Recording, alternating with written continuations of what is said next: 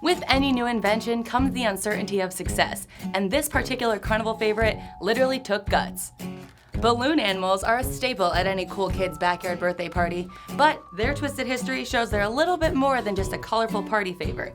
Find out more on this week's episode of Cool Stuff, Strange Things.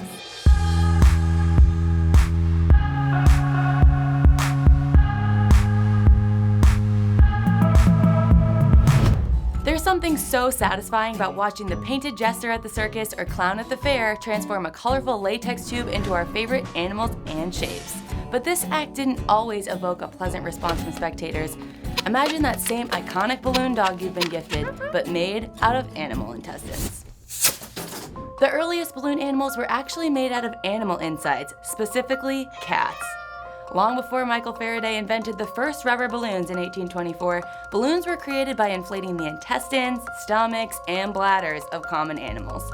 Experts believe that the practice began with the Aztecs in the 1300s, but they weren't used to spice up the decor at a child's birthday party.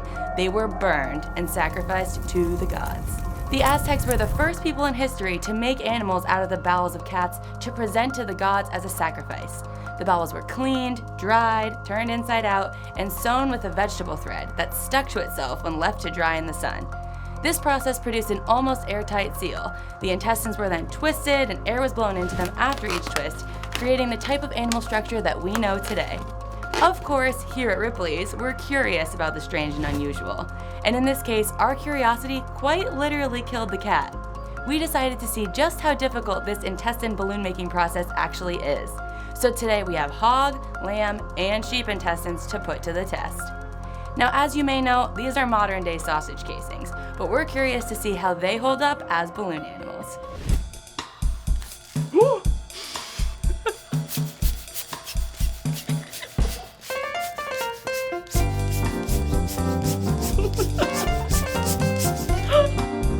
It's so nasty.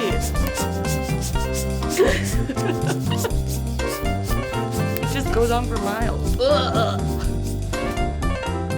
This is sheep casings, sheep intestines, and it actually worked kind of well. Now, will it make an animal? I don't know, but this one's the sheep.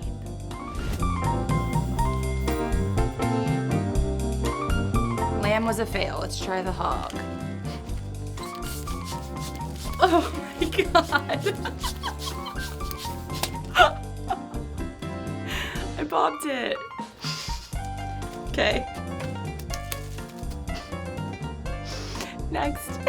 As if blowing air into inverted animal bowels wasn't gross enough, some of the cat sacrifices used by the Aztecs actually carried contagious diseases. If the animal was killed by a natural disease before becoming a sacrifice, not to fret, they had a backup plan. Sacrifices to the gods had to be in their purest form, which meant diseased animal parts, no go. So the practice of human sacrifice was born in its place.